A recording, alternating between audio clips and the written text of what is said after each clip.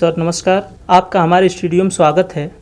Sir आप बिरहा महासंघ के राष्ट्रीय अध्यक्ष हैं जी। इस नाते मेरे मन में एक ख्याल आया और मैं काफ़ी दिनों से पूछने वाला था, लेकिन वो दिन आ ही गया कि आज मुझे पूछना पड़ा आपसे। पूछिए। जी सर, होली का दिन आ रहा है। जी जी। तो इस पे काफ़ी कलाकार, आप भी जानते होंगे सर कि काफ़ी कलाकार लोग होली गीत गा रहे हैं।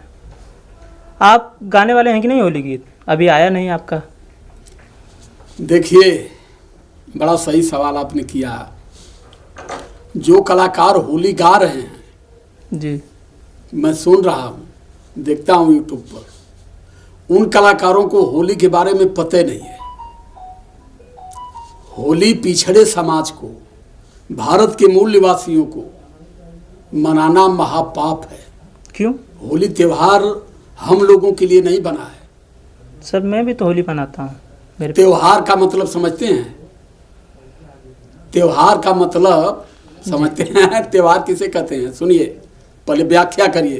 त्योहार का मतलब ये दो अक्षरों से मिला के बना है। त्यों माने तुम, हार माने पराजय। इसे त्योहार कहा जाता है जी। और मनवादियों ने इसे बनाया कि जहां पिछड़े समाज के पुरखे हार गए हैं, उनका वध कर दिया गया है, उन्हें खत्म कर दिया गया है, उसे एक त्योहार के रूप में पिछड़े समाज पर थोप दिया गया।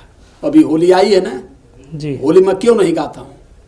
हमारे समाज के कलाकार जो हैं जी, जो पिछड़े समाज के जितने भी कलाकार हैं वो होली गाते हैं, जानते हैं? सारा रारा। हाँ, समझे आप कि नहीं? जी, वो तो मुख्य रहता है, लोग जरूर बोलते हैं उसको। पंडित जी लोगन के द्वारे जब होली होती है जी, तो वो कहना कि होली खेला रघुबीरा अवध में जी, समझला।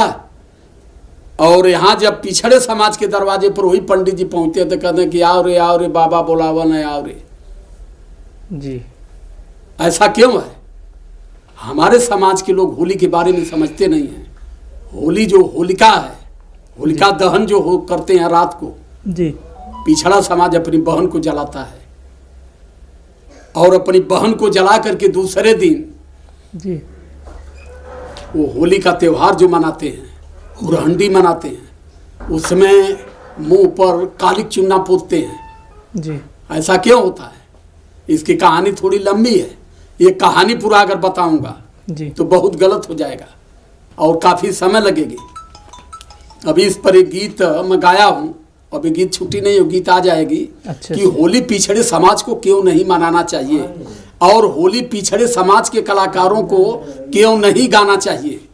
पिछड़ा समाज होली को जो ढो रहा है वो अपनी संस्कृति और अपने संस्कार पर लात मार रहा है और वो कलाकार को इस संस्कृति, इस संस्कार के बारे में पता नहीं है। पहले क्यों कि पिछड़ा समाज ज़्यादा से ज़्यादा रामायण महाभारत पढ़ता है, अपना इतिहास कभी नहीं पढ़ा है। जब अपना इतिहास पढ़ेगा तो उसे पता चलेगा राजा हिरण्यकश्यप की बहन थी होलिका जी, उनका बेटा था प्रहलाद। ये सब मनगढ़ंत कहानी गढ़े कि हिरण्यकश्यप राक्षस थे, लेकिन इसी लखनऊ के बगल में हरदोई जिला है। हरदोई का नाम पड़ा क्यों? हरिद्रोही। राजा हिरण्यकश्यप हरि को नहीं मानते। हरि माने ब्राह्मण, द्रोही माने विद्रोह करने वाला। राजा हिरण्यकश्यप की गलती थी कि मेरे यहाँ ब्राह्मणों का पाखंड नहीं चलेगा, तो राजा हिरण्यकश्यप को खत्म करने के लिए उनके बेटे प्रहलाद को फोड़े और प्रहलाद को नशेड़ी भंगेड़ी जुआरी शराबी बना दिए और राजा तंग आकर के हिरण्यकश्यप जी प्रहलाद को भगा दिए घर से।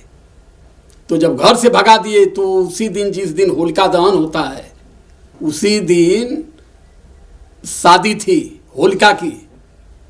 तो कही कि ये कही भतीजा मेरा है, भैया ने घर से भगा दिया, तो चलूँ कम से कम उससे खाना खिला लूँ। तो घर से चोरी चोरी खाना खिलाने के लिए जंगल में गई है और 7 ब्राह्मण पुत्र दारू के नशे में धुत, और प्रहलाद भी दारू पिया हुआ था। इसे पढ़ेंगे तो इसे आपको मिलेगा। सच्ची रामायण का अध्ययन करिए, अपने सच्चे इतिहास को खोजिए। ब्राह्मण पुत्रों ने उसके साथ बलात्कार किया। बलात्कार करने के बाद में जो भी मिला, उसी रात को होलिका को सब फूके और जब सुबह में राजा पता लगाए कि आखिर गई कहाँ, तो प्रहलाद की माँ ने बताई कि रात में वो गई थी प्रहलाद को खाना खिलाने, तब से वापस नहीं आई। और जब राजा ने पता लगाया इसका तो सब पकड़े गए। तो राजा ने उनके मुंह पर करिखा चुन्ना गोबर माटी फेंक करके तलवार से उनके माथे पर लिखा अबीर, ये वीर नहीं हो सकते, ये कायर हैं। और उसको ला करके यहाँ ब्राह्मणों ने एक कहानी गढ़ करके पिछड़े समाज पर थोप दिया। और पिछड़ा समाज हमारा आज उसको ढोरा, उसे बाहर नहीं निकल पा रहा है जी। इसलिए होली मैं नहीं गाया हूँ जी सर।